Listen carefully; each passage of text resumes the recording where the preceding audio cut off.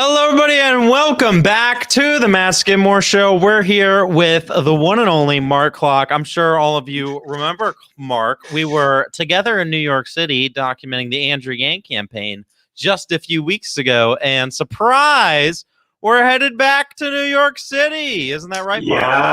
Yes. I mean, okay, the last thing I said to Andrew was 2 to 4 weeks, we'll be back. And we are sticking true to that promise, aren't we, Matt?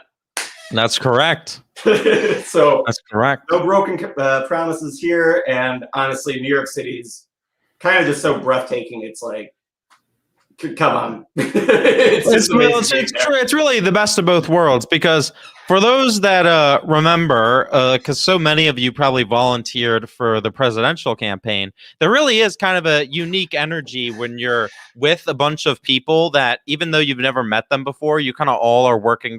Well, sometimes you've met them before, but in the case of the presidential campaign, usually you hadn't, but all working towards like this common goal and having these like shared values. It's very powerful.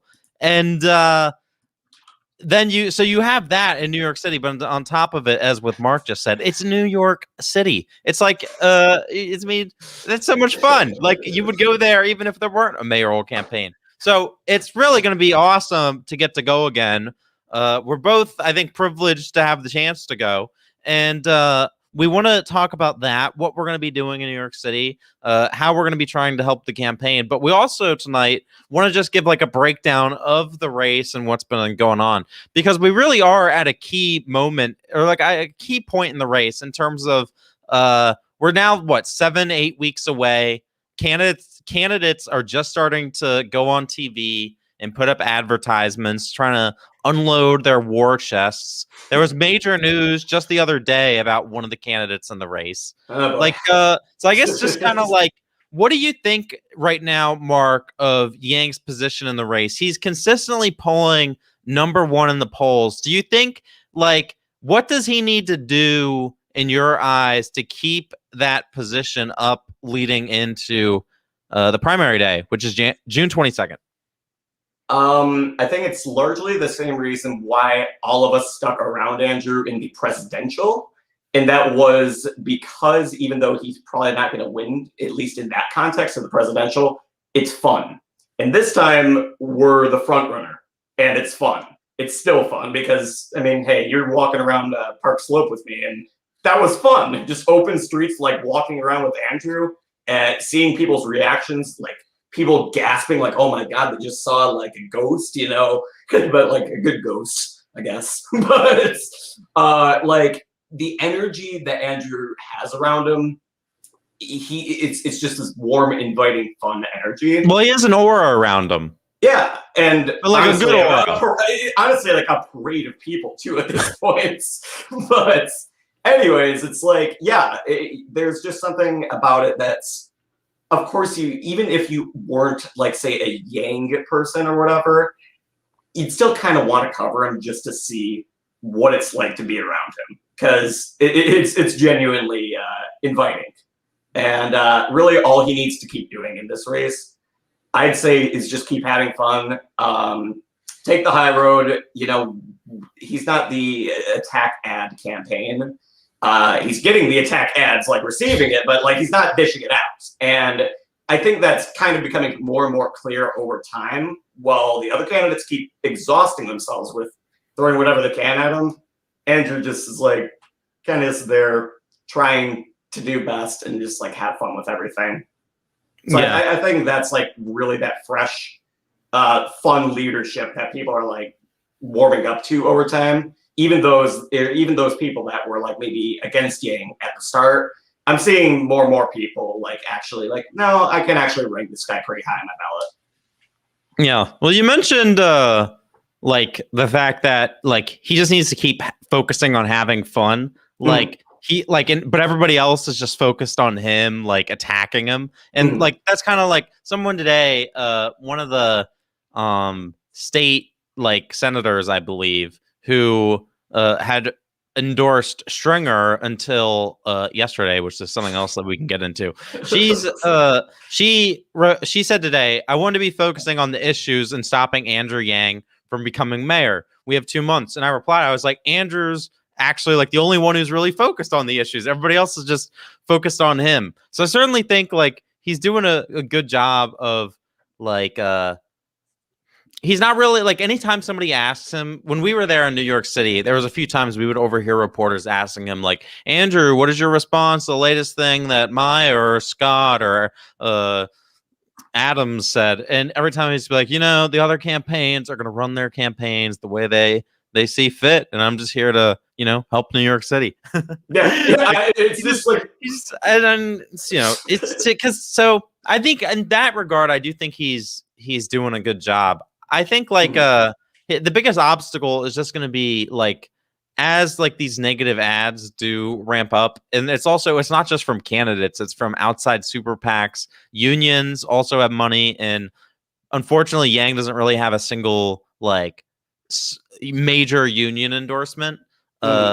So like he's not going to have unions spending money behind him.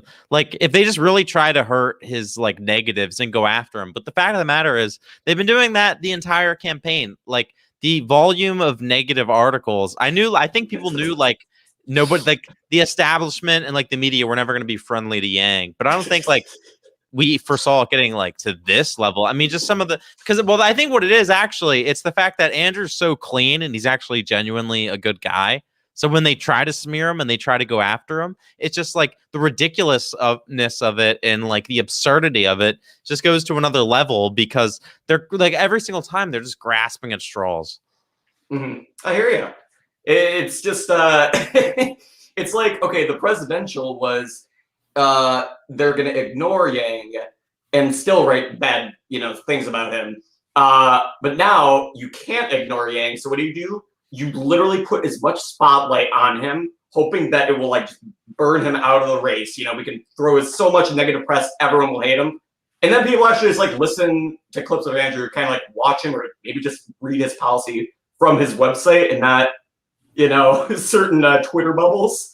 And when you source just him at the source, there's not that much to really hate. So now when we get all these negative attack ads, it's just kind of like, I think New Yorkers can see past like this faux outrage that is constantly sowed on, sites like Twitter and all the likes. I mean, it's typical strategy, so to speak, but it's like super intense. I mean, how long into the race did we have? And then we got that one. What was it, like the death wish or death threat from what was it, New York Times reporter or something, like on Twitter? He just like used to work for the New York Times, but used to. Okay. Like some for those who don't know, like a New York Times or former New York Times reporter like tweeted out that he hoped like somebody pushed Andrew Yang into traffic. Yeah, at like the spike of a lot of relevant topics at the time. It's yeah. I mean, like the level of, I mean, people, Yang's opposition, and I say opposition almost in air quotes because really these people should be allies with Yang, because the fact of the matter is Yang shares similar goals with a lot of them. They've just like a lot of these people, they've for just whatever reason, I feel like they've almost been brainwashed into believing like this villainous, is that a word? Villainous is, I think that's a word. Villainous character, villainous character that they've like tried to make Andrew into. Like they believe the caricature of him that they've built, and like it's just unbelievable. Like they think he's like basically a conservative Republican who wants to like do what a conservative Republican does. Yeah. But one thing I wanted to say. Yeah, it's just noise, just all this press. in terms of the media, there's this overused phrase that like we're on this like first they ignore you and then like they fight you and then they win. Isn't it like ignore, like, first they laugh at you, yeah, first they laugh at you, then they ignore you, then they fight you, then they win. We truly did go through the laugh and ignore you phases. And we're truly now in the fight stage. It truly is the fight stage, and we're very close to being on the verge of the winning phase. Mm-hmm. And I think that the win, it really is something special. Like I think it means so much more than just Andrew Yang becoming mayor of New York City and being able to change the lives of millions of people in a positive way and try to help New York City come out of a crisis. I think it means so much more than that, at least for the Yang Gang. Like, I see like basically everything that we've done over the past 2 to 3 years in terms of advocating for basic income and like trying to get candidates into office that are going to support UBI and so many other policies, and just getting people to like take our like coalition that we've built seriously. Like, I see kind of all that on the line with this mayoral race, because the fact of the matter is, if Yang somehow manages to lose this race, like, people, they just all the credibility that I feel like we've built up so far in terms of getting people to take us seriously, like, I just feel like it would all be kind of like washed away, and it would be so much harder to like accomplish our goals. And if our goal is like universal basic income, which I think it is, along with like other human-centered policies, like, it's gonna, like, I like, even if you're not in New York City, I think like I hope people know like how much more that this race really means. If you're somebody who's been following Andrew and putting a lot of time into like trying to get his vision into make it a reality. Yeah, I mean, it's the biggest city in America. You know, what more can you say? This is like a real place to just kind of like really see what, you know, Andrew would do when he's, you know, granted he's not the president this time around, but it's like, we're talking about the biggest city in America, everybody, and we're going to see, you know, what he actually would look like, you know, running the biggest city. And for most of us that do know Andrew from the 2020 trail, at least, you know, it's just good faith and pragmatic leadership. You know, we're trying to build a Big Ten, and we're not really trying to like cast out a certain type of person or voter per se. It's just, you just want to, you know, move New York City forward, right? Yeah. You know one thing. Well, first I want to say Izzy brings up a good point. Like, we truly are. We're inches away from like a big W. We're inches away from the political like class, the chattering class that has been laughing at us and not taking us seriously. Like, we're inches away from forcing them to have to take us seriously, because Yang will be mayor of the largest city in the country, and he'll be proposing good policies and proving that they work. But crap, I forgot what the second point was. Quick point I did want to bring up, I saw earlier in the chat. Some people were asking about dates, and I do remember talking to you about ours might not be like 1-to-1 like last time. So when did you plan on getting out there? I see, it's in flux for me because I just have so much going on, but I'm thinking beginning of next week. Okay. So what's today? Thursday night? Like 3 to 4 days. I will be out there Tuesday next week. So yeah, so we're gonna be getting there around the same time. For those that don't know, Marc is going to New York City for 2 weeks. Well, I'll probably be going for about 5 to 6 days, just because I have to do like a bunch of work stuff, like, and it just sucks. But it is what it is. Anyways, I remember what my point that I was going to bring up now. What I wanted to say, this is why, Marc, that me and you are going to New York City, because we know like how much is on the line and we know how important it is. But then also, as we said before, it was fun as hell last time. It really was. It was fun as hell. It's New York City. Like, and then Yang today, like, I don't know if any of you were watching, but he had this event with him and Evelyn, like a little fundraiser. And he was basically saying like, Yang Gang, New York City's open. If you want to come out and help out the campaign, come on out. Like, that's the signal Yang is telling us. That is Yang. The bad signal. The bad signal is bright and shining above Manhattan. That is Yang telling the Yang Gang that he wants us to get our asses out there and help out the campaign, because there really is, like, there's so much on the line. I'd be so disappointed if we somehow lost, and no matter like what the polls are saying, Yang could be up like 30 points. I'm not going to take anything for granted. We really got to win this race. Like, if you really want to get even deeper about it, like if you want to try to is this the right word? I don't know. Prognosticate out a bit, like, or predict the future a bit. Like, what if Yang passes the largest basic income experiment in the country in New York City? What if he does that in his first year in office? And what if it works? What if all the positive press that we've been seeing, like if you've been paying attention to the news with Stockton's basic income experiment about how like, oh, that's been such a success. And there's been stories in like the Washington Post and the New York Times and CNN and MSNBC saying how great it is. But the fact of the matter, that's only was a 125 person program. Yang wants to do 500,000 people. Like imagine it works. And then imagine like everything else Yang does works. The public bank, universal broadband, green jobs. Like basically Yang proves that his like way of politics and the fact that you mentioned, Mark, like building a broad coalition and not alienating people, even if he disagrees with them on certain issues, like still being able to work with them and trying to come up with a solution. If he proves that that way of politics works, what it could mean for like the country nationally, because basically you have something going on in New York City that the rest of the country would look up to and be like, we got to pay attention to this. This is pretty awesome. And the rest of the country could yearn for that type of leadership. And I don't know, like, if you want to basically think, like, could Yang winning this mayoral race mean that 10, like, and I know people hate to think of it being this far away, but it kind of just is reality with, like, you know, the Democratic and Republican Party, like, with who's usually running the country. Like in terms of actually getting a universal basic income passed in like 5 or 10 years, like winning this mayoral race could, in theory, accelerate or decelerate that timeline?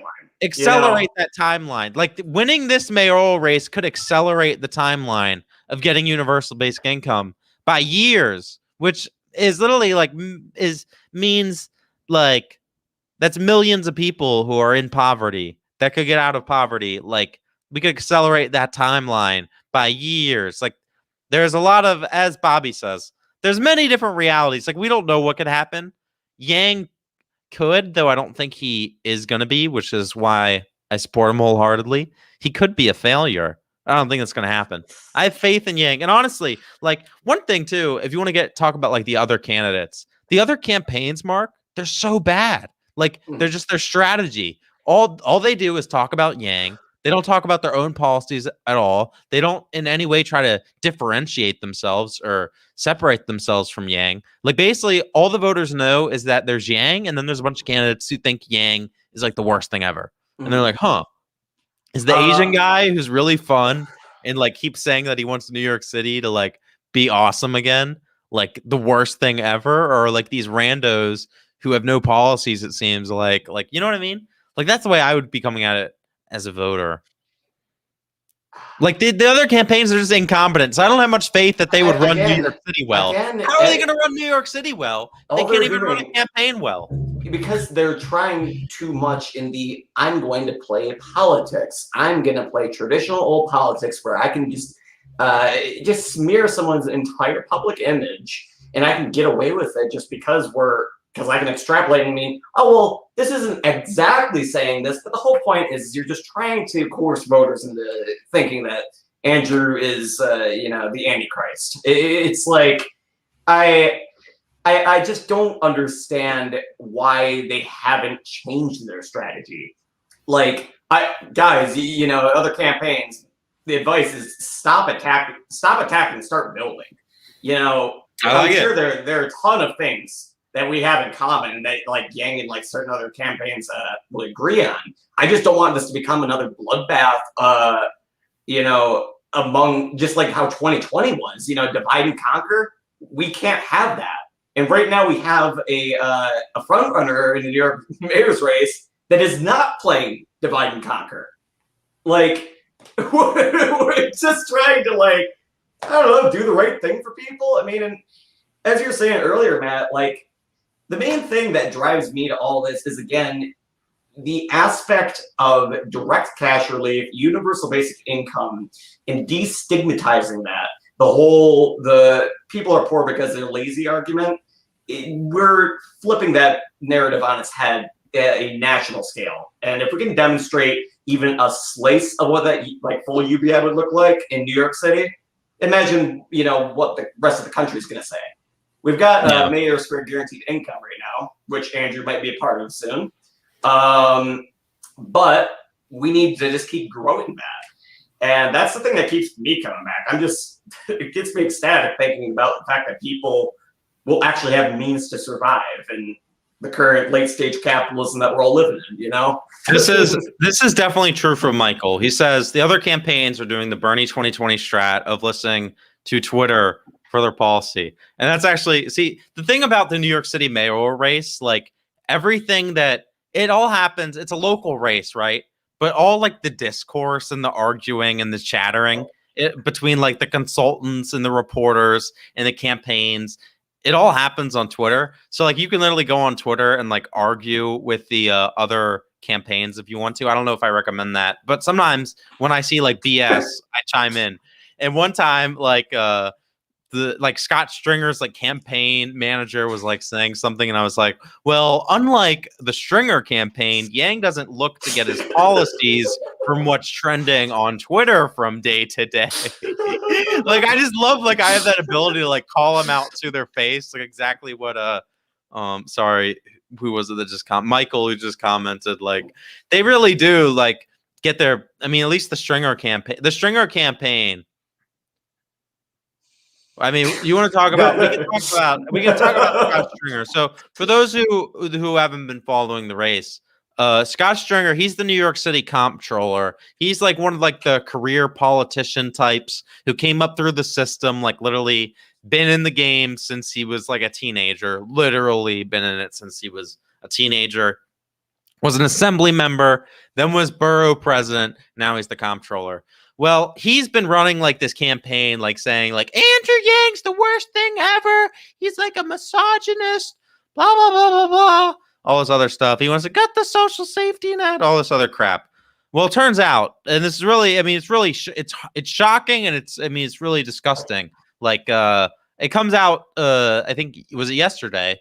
A woman who volunteered for his campaign back in 2001 accuses him of sexually assaulting her, sexually harassing her. And she came off, at least to me watching it, I found no reason to question her story. She seemed very credible. It seemed like the way Scott, you typically on these, like you can kind of watch like things that happened 20 years ago. You don't have much like it's a he said, she said, but you look at the two responses and you like Scott Stringer, just the way he was responding, like he had a press conference, like responding to the allegations, and a reporter asked him like, have you had relationships with anybody else who volunteered on your campaign? And he's like, to the best of my knowledge, I haven't. Yeah, that's just alarming. That is alarming, by the way. Like, the best of your knowledge. I was like, how are you consistently taking this many L's in a row, Scott Stringer? Like, this is just. All right, I'm gonna try to be. I don't want to get into it, Matt. You're pushing my buttons because like you're reminding me of all the things that I saw on Twitter over the past few days, and I was like, oh my god, this has just been like what 24, 48 hours, and he's like tripled down on this, and he's like, we don't know. We can. I mean, we can get into it. I mean, oh yeah, no, I know. If people want us to get into it, we can get into it more. I can go for hours. Is what I'm saying. I mean, we have a lot. We have a lot. Like honestly, so just being frank and speaking openly, like the way I look at this mayoral race, Andrew Yang, I think he's obviously the number one. I think he's the candidate that can most effectively bring New York City out of the crisis and make it like I don't want to use the term like make it something blank again because it sounds like no, come back city. Somebody that we used to is the wording somebody that we used to know. No, comeback city. I like that. Like but beyond that, I like Catherine Garcia. She used to be like the sanitation commissioner. I don't like Diane Morales' supporters because they basically smear Andrew Yang all day, in my opinion. And that annoys me. And I don't know about like some of her policies. Like I think she goes like too far on like policing. Like I agree with like reallocating funding, but I just don't understand how you can like cut the budget in half at a time when crime is up like 100%. At least violent crime is up like 100% year over year. But beyond that, I think she has like the right her heart's in the right place. Like she's running for the right reasons because she actually wants to help, as opposed to, if we want to get further down on my list, Scott Stringer. Basically, but then so outside of that, there's like a few other candidates, but they're kind of irrelevant. There's also Maya Wiley. She's all right, but she just like attacks Andrew all the time. All the candidates just attack Andrew all the time. It makes me not like them. I've noticed Morales hasn't personally gone after Yang, but the supporter army. Oh God! But go on. Sorry, I just had to comment. It's like Liz Smith, who used to like work for Pete Buttigieg, and I think she still does, but she's super involved in New York City politics, and she's actually starting a super PAC for Yang. I know we're like, wait, why is somebody starting a super PAC for Yang? We don't like super PACs. Well, the progressive started the progressive far left started a super PAC to stop Yang. So we started a super PAC. No, but she said that like hitting Yang is like hitting a baby. That's exactly how it feels. Like Maya, when you attack Yang, it makes me not, so much. Like you could be the nicest person ever, but if you attack Yang, it's like, what are you doing? He's so precious. No. But what I was gonna say is, okay, so outside of those candidates, there's Scott Stringer and Eric Adams. If you had asked me like a month ago, I thought Eric Adams was like the worst candidate in the race in terms of like New York City and what would be good for New York City, because I just felt like he's the wrong candidate at the wrong time. Like Eric Adams is similar to Scott Stringer in terms of he's been in the game in the city, like politics for a long time, came up in the system. It's like he's an insider. He's like establishment. But he's like the conservative establishment. So like basically, I guess. But then what I learned about Scott Stringer is that Scott Stringer is the progressive establishment, but basically he's not really a progressive. He just masquerades as a progressive. So he's basically a wolf in sheep's clothing. Like he's this, how Bernie supporters called Warren a snake? Well, Scott Stringer is actually a snake. Scott Stringer is like actually a snake. Like basically he claims like progressive, like I don't even want to call them progressives. Because I don't know what to call these people in the New York City mayoral race who say like Andrew Yang is like a terrible person and Scott Stringer is great. Like who are these people that these champagne socialists who say, geez, I'm going off. These champagne socialists who say like Scott Stringer is a progressive, but Andrew Yang's conservative. It's like Scott Stringer was a Hillary Clinton delegate in 2016. Meanwhile, Andrew Yang actually voted for Bernie Sanders. Like Scott Stringer is against what was it that he was against? Oh, democracy dollars. Scott Stringer was against democracy dollars. How could he be against democracy? It's called democracy dollars. So basically, like honestly, like my point is that I'd rather have, like, if I had to pick like the worst of the two, I'd rather have Adams, who at least isn't lying about what he is. Like Adams makes no bone about it. He's like, I'm a former cop and I want more cops. I want to be super tough on crime, and we need precision policing. And Andrew Yang never held a job. He's not from here.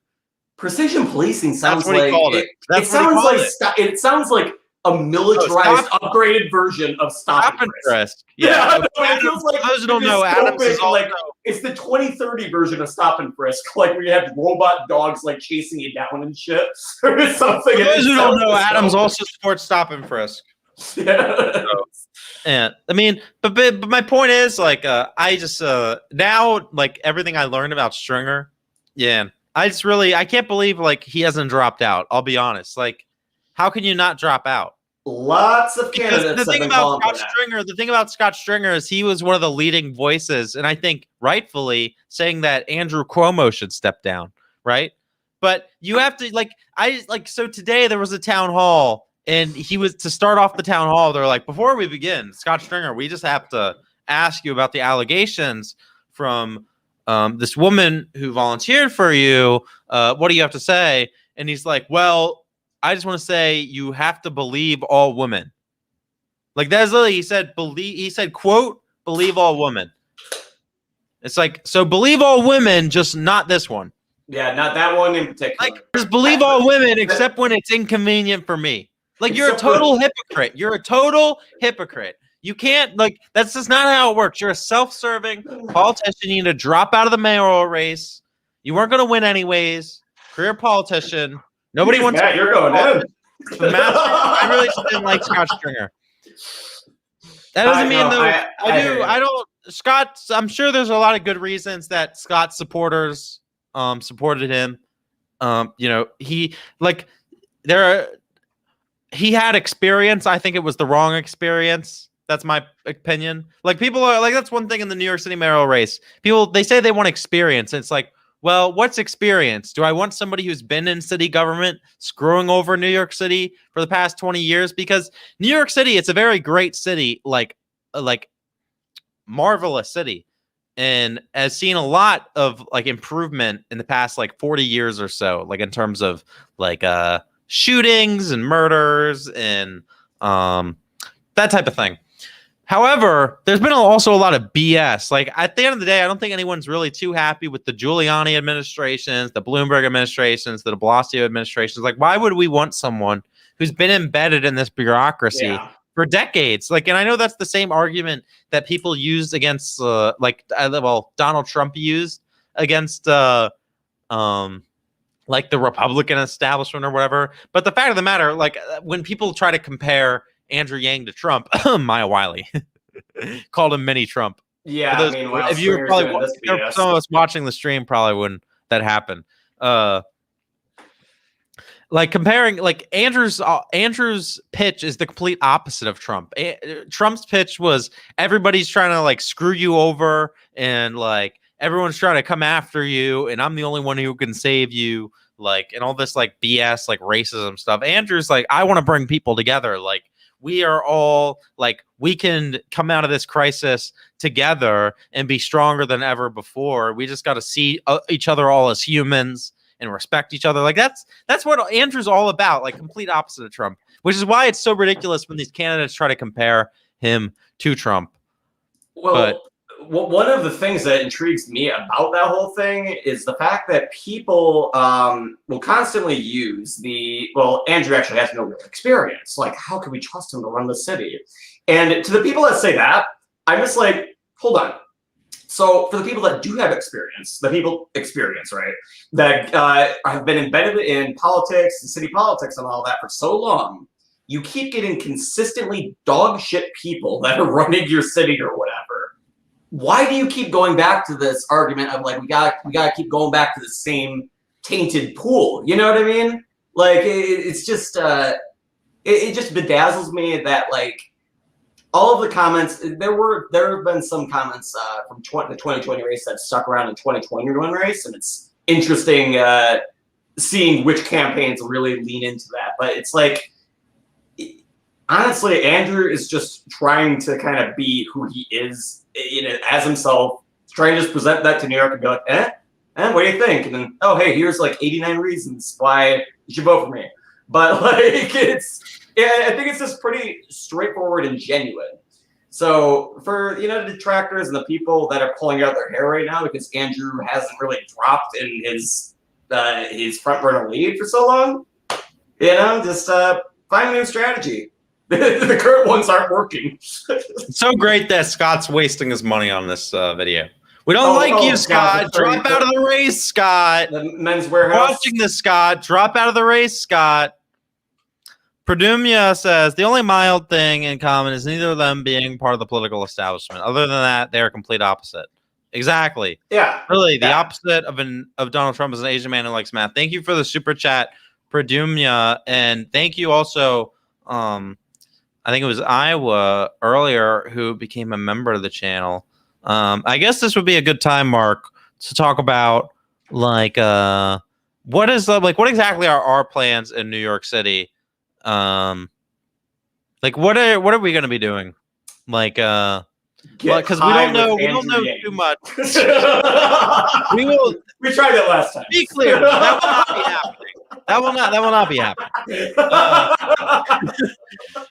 But like, I mean, well, we don't know exactly like what we'll be doing day to day because we don't really know Andrew's schedule till like the day before it comes out. But it's going to be like the same thing as last time. It's just going to be even better. Like, it's going to be kicked even in higher gear because like things were just starting to heat up like last time we were in New York City. But as I was kind of mentioning in the very outset of this video, like we're really down to crunch time. We are less than 2 months away from Andrew Yang possibly becoming mayor of the biggest city in the country and getting a chance to prove that a human-centered approach to politics can work.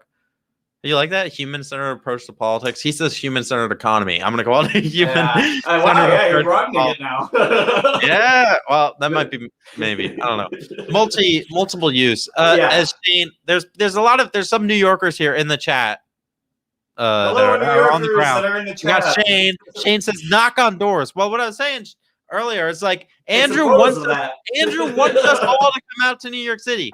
The message needs to be get your vaccine and get out to New York City. It doesn't even matter if you're not from New York City, because the fact of the matter is, as I was referencing earlier, what the fact of the like, if Yang can successfully implement the largest not universal, I don't want to call it universal, largest basic income program in the country, that would mean so much for universal basic income. So I think anybody can go out to New York and make their case for why that they think that would be good. How big is Yang's lead? Bobby asks. But Yang's lead is stable. Yes, it's been very stable. I think that's a good word to put it. It's about 10 points. Also want to shout out Tyler. 54 days until primary day, 44 days until early voting, and 2 weeks until the first debate, which is on Zoom, correct? I think yes. The first mayoral debate, I think, is on May 13th. Yep. Which we will be streaming here on the Matt Skidmore Show.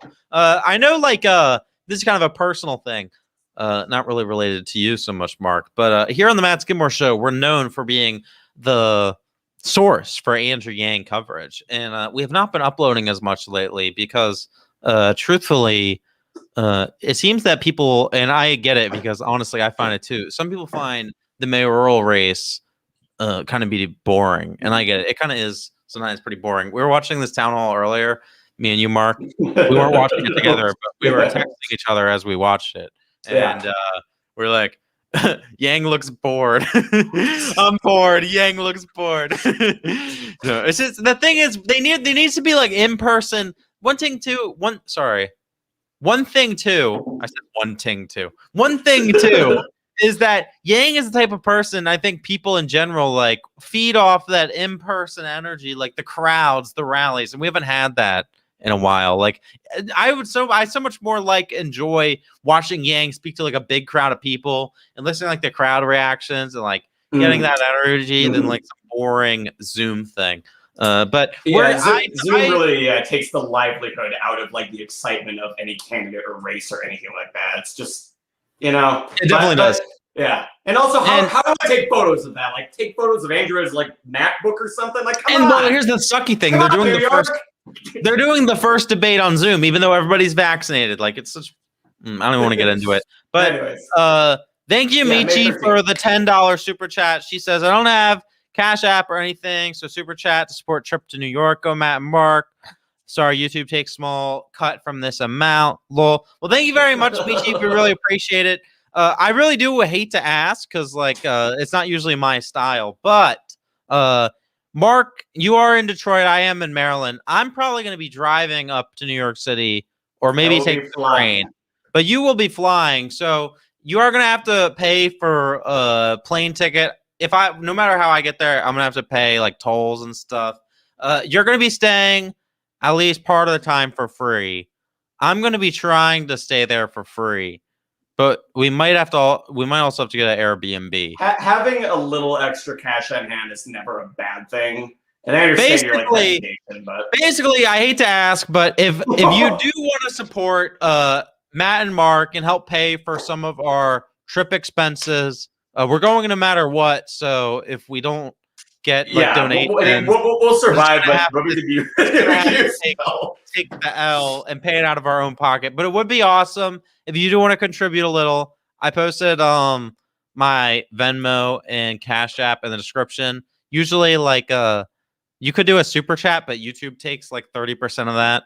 But Yeah, we don't want to give YouTube 30% of that. So it would mean so much to us if you do. And thank you so much, Michi. I know Perdumnia had a question.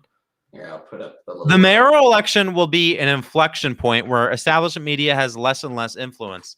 I think that is correct. Like, the media has got to be so frustrated with this race, or like, I don't know, frustrated, but confused, because basically the consultant class, they're the media alarmed, Matt. They are alarmed. the media and consultant class, they are looking at this. They don't understand why Andrew's still first in the polls, because they have been trashing him for months. It's just, the fact of the matter is, people have tuned out the media and they think it's like the Trump effect and it's only among Republicans. And it's like, no. Look at the polls. A majority of Democrats don't trust the media. And why should they? Democrats, at least progressives, real progressives, not the fake progressives who say Andrew Yang's a Republican. Progressives, they saw how the media treated Bernie in 2016 and 2020. Us Yang supporters, we saw how the media treated Yang in 2020, and we've seen it again in 2021. Like, so it's just people, they don't trust. The media is a bunch of, I don't want to, like, there's good individual reporters, but by and large, like, the media, they don't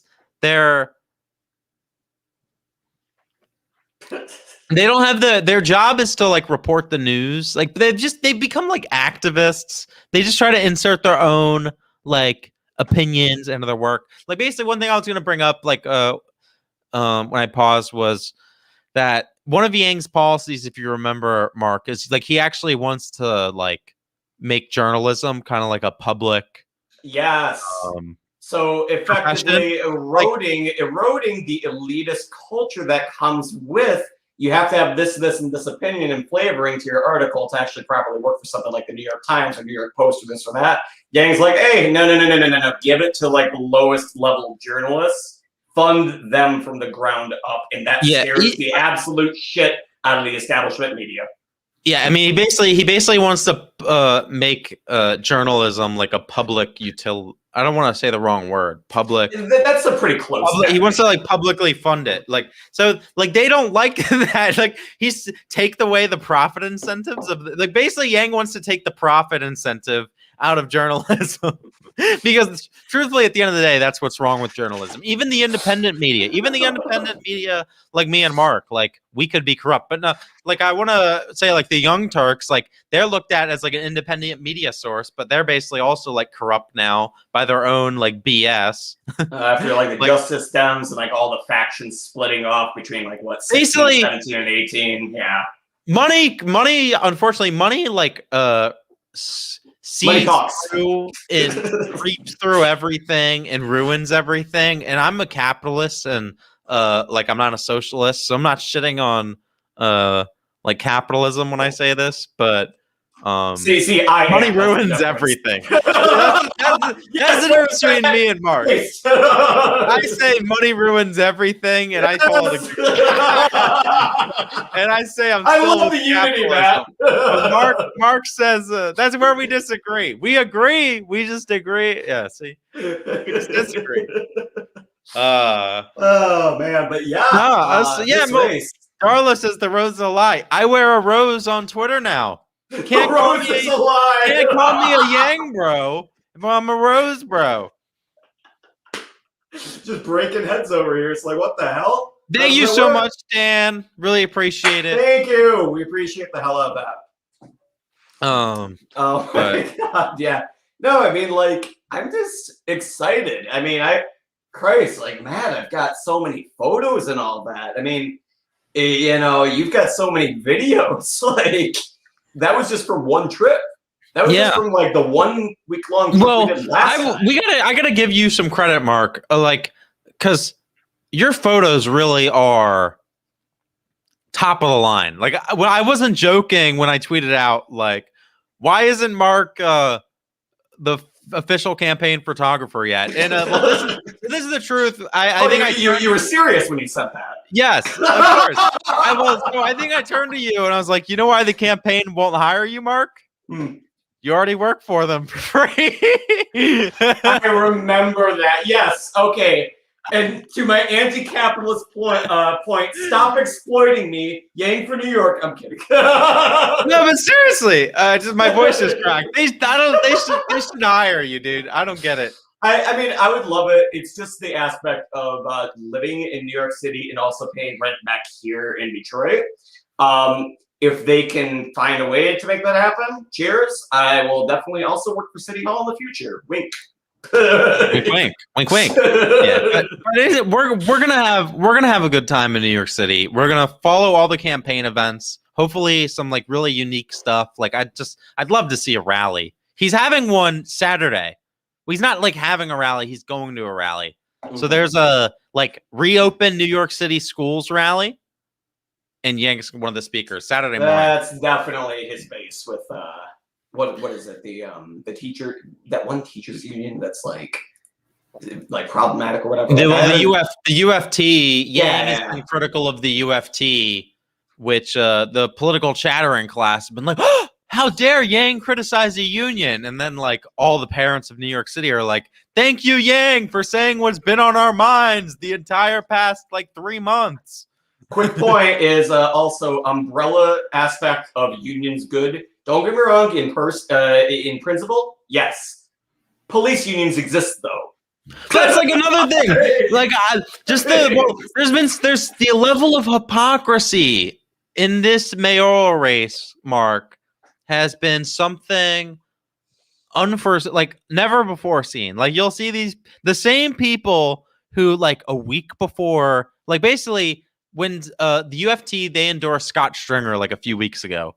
And when they did that, a bunch of people were like, why didn't you endorse Maya Wiley? Or like, why didn't you endorse Diane Morales? They'd be like, the process was ridiculous. How dare you, UFT? And these are the same people who a week or 2 weeks earlier were like, how dare Andrew Yang criticize the UFT? 2 weeks later, UFT, how dare? Like, you people, you're hypocrites. The hypocrisy. Tyler says, all the parents I've talked to at the doors have told me that they love Andrew went after UFT. Yep. It's like all them. Well, there's one of the bubbles on Twitter is the New York City like reopen schools bubble. there's all these like New York City moms who like are just their niche is like reopening schools, and that's what they post about. And they're really into Andrew. They like Andrew's their candidate.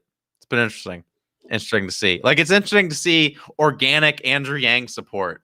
Well, I think it just comes to the online. It's the general strategy of listening to people and not kind of like having lobbyist hacks in your ear all the time. You know, it's well. Here's one thing to talk about. I tweeted today. I said something along the lines of like, I see a lot of, or it's like, sometimes I see legitimate criticism of Andrew Yang, but most of the time it's a bunch of bullshit, like something like that. And one of the things that I think is actually a legit criticism of the mayoral campaign, because there's a lot of BS out there, like he wants to gut the social safety net, false, cut homeless services, false. He's pro-cop, false. Doesn't want to raise taxes on the wealthy, false. One of the things that I do think is a legit criticism is the fact that Yang's campaign, it kind of does, like, it is kind of filled with like a bit like a lot of consultant Tusk. You're talking about Tusk, yeah. Yeah, I mean, like Tusk. Now, personally, I think the Tusk people have been doing a really great job. Like, because there's actually, if you look at it, like Tusk people actually work for all the campaigns. It seems like we got the competent Tusk people, and like the other campaigns, they got like the second-rate Tusk people. Yeah, and it's like, if you're gonna get us on Tusk, why aren't you getting the lower-level Tusk candidate? You know, like higher. I mean, I get it because Yang's the front runner, right? So he's gonna get the most scrutiny. But I guess I think like it is like one legit, like basically fair is fair. Like if the situations were reversed and it was like this for like another campaign, I might try to use it as like an attack, like saying but like this is just the thing with me. Like I know who Andrew is. I know Andrew. I know his personality style, and like he's just not the type of person who's gonna like sell out his like own priorities for like the priorities or the vision of like somebody else who's not him. And that's like what he said to the media when the media's asked him about it. Like he said, I think he's basically said, I think New Yorkers know like Andrew Yang's an independent person who like can make his own decisions. Like, I don't know. Yeah, I mean, and don't get me wrong, you know, there were a lot of like strategic decisions going into this campaign, and like effectively, I can think of it this way: if I could like rewind the entire mayoral timeline, which literally takes me, oh my god, that takes me all the way back to like early January. I was getting back from Georgia, and, like covering all that stuff down there, but you know, I feel like when Andrew was thinking about launching this whole mayoral campaign, he knew he had to correct the areas in advisory and this and that really, I mean, we had a bunch of amateurs on the team. Not to speak any ill of them in the context of the presidential, but like, you know, he had a very bare bones, like, I just want to get you elected. I don't have any prior experience, like pretty much advising and running Andrew's campaign when he was a 2020 contender, especially like back in 2018 and the likes. This time around, Andrew definitely has a lot more name recognition, knows how to fundraise, knows how to do certain things. And he knew that if I get the proper consultants for certain things, like that were maybe weak points in the 2020 race, that might be a good hire. But I agree with you, Matt, with that quote. It's like, I don't think that this is the end all be all. And I really don't think that Yang is going to be co-opted personally by Tusk Media Strategies or some shit, because they're literally just a strategy firm. That is what they do. You can hate the fact that strategy firms exist, but that's what they are there for. I swear to God, if we put the amount of scrutiny that's been on Yang onto other candidates, you know how much dirt we would have, Matt? I mean, oh my gosh. Well, dude, so let's just hype ourselves up real quick. So I noticed something very peculiar or interesting the other day. So like about a month or two ago, somebody who is a fan of the show, been following the channel and Yang for a while. His name's also Marc, not Marc, but Mark. You know, not competing for the seat. He sent me this clip of top mayoral candidate Eric Adams in February of 2020 saying of stop and frisk. Use it often. Great tool. We should never ever remove stop and frisk. And I remember seeing that, just being like, oh my God, I cannot believe a Democrat said that in 2020. Yeah. Whoa. Yeah. And I tried to do everything I could to like spread it. I eventually got it like one day like to go viral. And it went really viral to the point like where he got asked about it by like activists, like saying like, why do you support stop and frisk? Like, so it's like, ooh, my online trying to destroy Adams has transferred onto the ground. That's good to see. So Twitter has some sort of impact. Like, but anyways, in his stump speech this past week, I noticed that he now says in his stump speech, he has like a little thing on stop and frisk. He's like, I've been one of the leading voices to stop and frisk. Like, so now it's become such a problem for him, like that he's actually made it like his campaign has been like, okay, we need you to say this now because we're getting hit on it. Yeah. So I'm like, yes, I'm making an impact. Start manufacturing this consent to counterbalance all this. Because, like, dude, stop and frisk does not fucking work. It has never fucking worked. It's just been a ratio up. Don't get me started on stop and frisk.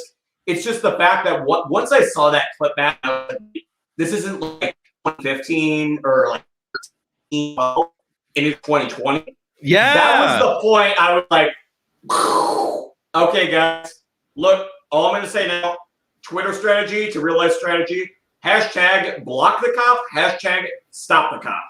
That's what I said. I had an incredible exchange with a reporter about that. Like, it was one of those days where like Andrew Yang was like trending because he like gave his dog away because like his son had a respiratory attack or whatever. Yes. And yes. I was like, sacrificed Grizzly. and one of like the reporters was like, oh, Andrew's done it again. And I was like, can we talk about this? And I sent the clip of like Adams. I was like, can somebody ask him about this? And he's like, the reporter replied, and they're like, that's like, we already know that about Adams. Like, he doesn't lie about who he is. And then like went on to like explain like why that's Adams' position. And I was like, well, justify can we have it rather. yeah, right? like and went on to like justify why that's Adams' position. I was like, well, instead of having you explain it, can we maybe have Adams explain it? Like, since when do you people give Yang like when do you do that for Yang? Like, explain his positions? Like, give me a break. And then he's like, well, no, like we don't need to. And I'm like, wait, you don't think it's like we don't need to ask him about it? He's been asked before. And I'm like, what? Like, so you don't think it's important to ask him about this? Like, considering it was like last year and everything that's happened in the past like year with George Floyd and the protests against police brutality and the conversation that's being had in America right now around policing. You don't think like that's important to ask him?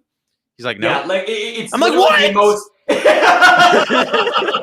get it, man. I get it. It's. I mean, this is coming from someone that, like, if some of y'all don't know my work beyond Yang, literally the entire summer, I was out there in the streets, you know, like documenting every single day the Detroit protests and all that. And, you know, it's just like, if you don't think this is a big issue right now, ask any person that is press, even if they're corporate press, ask them how stressful their job has been, you know, since the police response to the George Floyd protests, etc. And it's like, this is such of an obvious issue. How can you just try to act like you're just sidestepping and don't know where you're... I think you froze. Journalists. Nope. Oh, sorry. Where did I leave off at? Because my internet's, I think, one. You're sorry. Just go. You only. It was like a second. Just go ahead. Oh, okay. Yeah. No. It's just like, look. It's an insult to journalists. Just to say like, yeah, but we already talked about stuff in Frisk, and you know that's just a part of his character. Like passing it off just as like this like little side like that. No. Press are being like attacked in all of that throughout the entire year of 2020, and even now the sustained protests, press are being like their gear is being destroyed, dude. This is an issue we kind of talk about, and yeah, like when I see people try to sidestep that entire issue, I mean, Matt, you know, you were live streaming like what was it, like the first night outside in DC, and you just got like absolutely bull charged by the Secret Service with a riot shield. And then later yanked a few of them. But it's like, you get it. As a journalist, you get it. And it's like, it's worth talking about. Yeah. So, yeah, there's people that are like poo-poo to that. I want to talk a little bit more about Eric Adams because he is kind of like, I'd say, and like if you were to look at who's going to stop Andrew Yang, now that Scott Stringer, who was already a terrible candidate, like now it's been revealed that it looks like he's also like a sexual assaulter because he's actually, I think the woman who accused him, she had an interview today and she said that she expects there to be more accusers. And that's usually like a pattern that you see with these types of things. Like it doesn't happen once. This is the thing with these powerful men who are in these powerful positions. Like they think they can get away with anything. They think they can do anything. And it's a history. It's a pattern of behavior. It's a history of a pattern of behavior. I don't know what I'm saying, but thank you. I would thank you so much for the $20 super chat. That's so generous of you. And thank you, One Humanity, as well, for the $25 super chat. He says, how long are you guys planning the campaign for Andrew Yang? Well, in person, I'm going to probably be there for about 5 or 6 days. Marc will be there for 2 weeks. I will be heading back, though, like, again. I plan to head back 3 more times, which is a lot because there's only wait, hold on. 3 more like times. I want to go this week, but then I want to go again like at the end of May, but then I want to go again, and then of course like the primary week, which is June 22nd. So here's my thing. What I've been thinking, Matt. 3 blocks of time in my next 2 months. I really don't get it. I don't either, Dario. Well, what I wanted to say What I want to say about Eric Adams real quick, the reason I bring this comment up from Darla is because he is the main competitor now to Andrew Yang. Like the only, in my opinion, real The only chance yeah. to stop the Yang machine. Not funny? Okay, Mark. Sorry, I was checking Twitter. Is my laugh line? You're supposed to. I apologize, Matt. my laugh line. You're supposed to laugh. No, but the thing about Adams is New York City. It's really not as progressive. Like it's a very progressive city. Obviously, it's like 80% Democrats, but it's not as progressive as Twitter would make it out to be. Like as in the sense that New York City has this very. There's like the upper class, like kind of people who tend to be like more liberal or maybe more like leftist look who live in kind of like Manhattan and Brooklyn. But there's like a really like working class, like blue collar, like crust around New York City is the way people describe it. And these are the kind of people who like when you would think of like a Joe Biden voter, like these are the people who are like, Joe Biden voters, like, put him in office, his coalition, like working class, immigrant communities, African-American communities, Hispanic communities. Those are the people who are supporting Eric Adams, because the fact of the matter is like Democrats, even Democrats in New York City aren't like, I know you're gonna not like this, Mark, but they aren't as down with things like defund the police as no, Matt, I'm not disagreeing with you. Well, I know you know that. I know you know that. But they're not as down with it as like I think the activists would try to portray it as. Yeah. Like, you know what I mean? Like, so why is somebody like Eric Adams, who is a former cop and makes no bones about it, that he wants to be super tough on crime, and he just has this style of like, I'm trying to think of like a word to describe his style. Like he's just very in your face. Like he will say things. He's kind of like Trump in the sense that he'll say things just to like flip the deck. Like when he said like Andrew Yang's never held a job, like he's just saying something so insane just to like get, like, if you look at basically like his history, he's like got a history of just saying like really ridiculous things to like kind of get attention. Like I don't know, but some people like that. Like they like somebody who's just like gonna say like whatever, like, firm. They make their own. Yeah, just firm. Isn't afraid of saying what's in their mind. Yeah, they have an older like school mindset and all that. Which, don't get me wrong, like to my point, I guess would be like, oh, how that's propagandized over generations. But no, we're not getting into that. The point is it's a screenshot. It's like a snapshot of a certain time of thinking in politics and how that really was the power-heavy move in certain sects. But yeah, no, he's like definitely.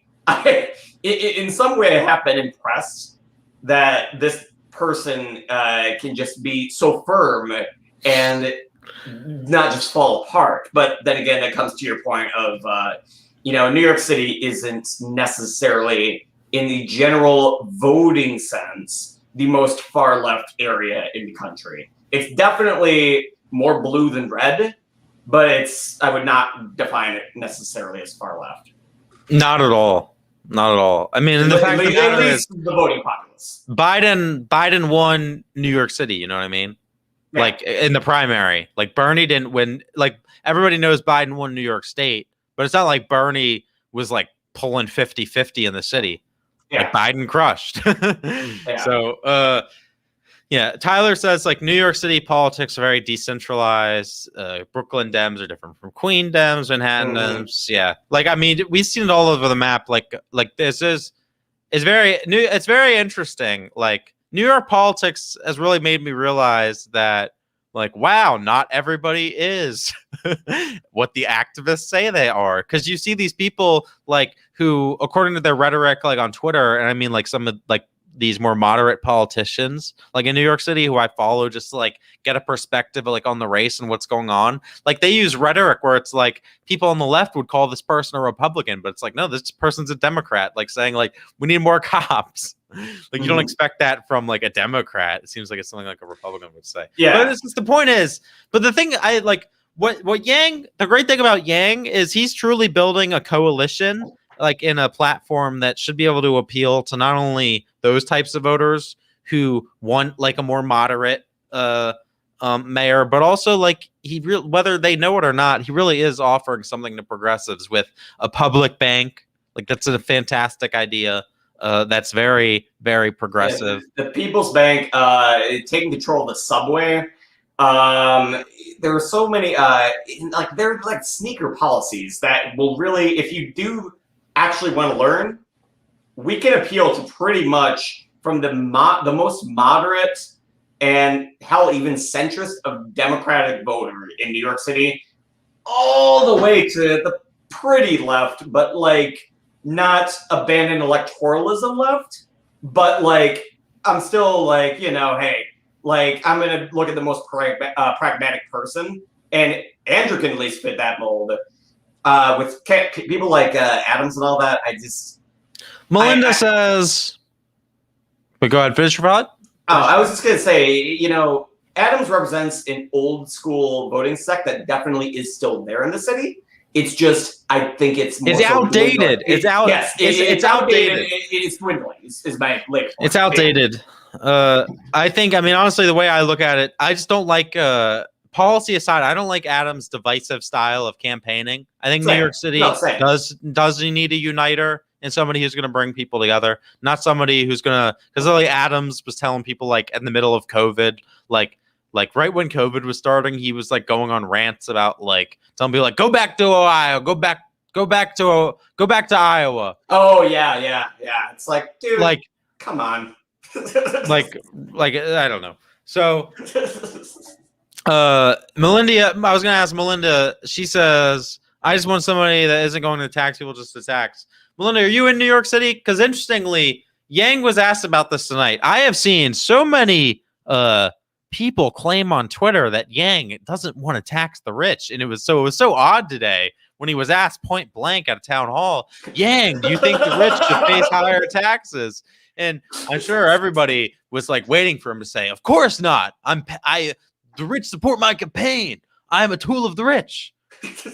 And that's not what he said. He said, yes, but he said you have to do it in the right way. And that's like the point. That's the problem with the far extremely online left. Like the thing that Yang just doesn't use their fancy buzzwords. He doesn't go, yes, this is Bernie. Yes, we need to tax the rich. That's not what Bernie sounds like, but wasn't like that bad. it was okay at first, and then it got bad. We need to tax like Yang just doesn't use all these like ideological buzzwords. Like Yang's just a lot more nuanced. So like they confuse like Yang saying yes, but we need to do it a certain way. Is like, see, he doesn't want to tax the rich, and he's like, no, he's saying we need to tax the rich. We just have to do it in a way that actually is effective, not like a wealth tax that the European countries tried. Literally, it didn't work and had to be repealed. The same point that he brought up, him between Warren. This exact point at the fourth debate over in Ohio and all that, it was pretty much about like the aspect of, oh, we need to break up this and that. And then it's like, okay, then they're just going to be like smaller pieces, but they're still going to be just nearly as powerful. You know, it's like, it's a matter of like pragmatism and just looking at the data and what works. You know, do you support a general sense of a wealth tax at Yang? Yes, he does. But it's like, you got to do it in the pragmatic approach, which actually works. You know, that's just, it's like that answer that's just kind of like, yeah, that's it right there. Yeah.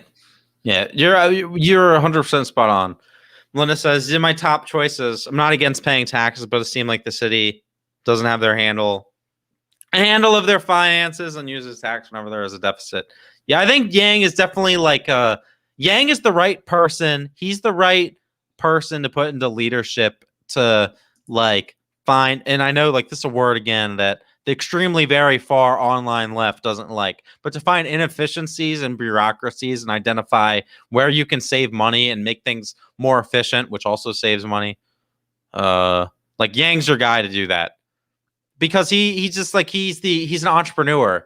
Like and entrepreneurs are good at solving for like inefficiencies. Darla says it. Yang's the math guy. Trev says, I missed you guys. SR says, Oh. Adams would be a disaster. Doesn't know what he's doing. But I mean, yeah, there's much to talk about, Matt, but like the fact that we are both, Matt and I are less than a week from being back out there with the team, and really the team at this point, I feel like they're old friends. You know, doesn't it feel that way, Matt? Like last time we were out there, it was just kind of like we just reunited with a bunch of people that were really good to us, you know, on the 2020 trail. And we also believed in, you know, their vision and all that. And now this is just like the next, this is just the next step of like the whole quest for normalizing, say, basic income, direct cash relief, pragmatic politics, whatever it may be. You know, it's like, Matt, within a week, we're going to be seeing each other in person. Everyone, for context, like, you know, we are multiple states away. We just saw each other. We were just hanging out with each other in New York City. Remember how sad we were on that last night, Matt? oh yeah, I was really upset. I didn't want to leave. We were just there at UNJ's. Oh my gosh. But I think it was pretty clear I didn't want to leave because I was supposed to leave at like 6 p.m. and I didn't end up leaving till like 12 a.m. and I didn't get home till like 4 a.m. Carlos and I also woke up an hour and a half past when we were supposed to check out. So thankfully, nice. The Airbnb host, thank you, Maria in Corona, Queens, but no late checkout fee. But we got immediately on the road, and that was like a 10.5-hour hell drive back. So this time I'm flying. That's why Yang Gang. And also that's why we have the donation links in the description. Appreciate you for paying attention to that. I'm gonna slyly drop it in the chat right there. Yeah, I'll say it again. If you do want to support me and Marc's efforts, Marc's got to pay for his flight to New York City.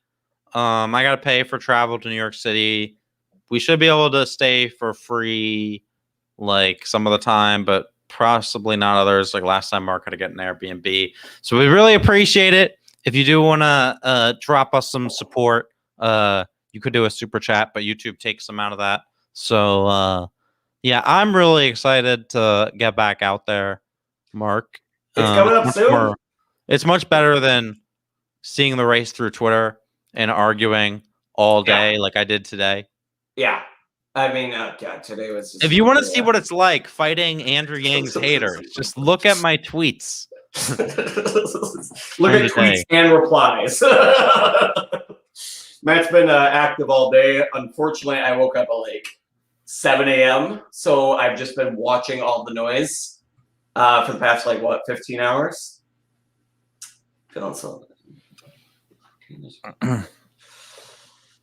Identity politics is definitely something to talk about.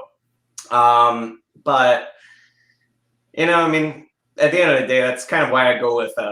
I see Andrew as a great choice. It's just because it's he doesn't really delve into that, and it's more just pragmatic. Like I want to listen, talk, and help people. Listen to, talk to, and help people. And I mean, honestly, Matt, you and I can agree.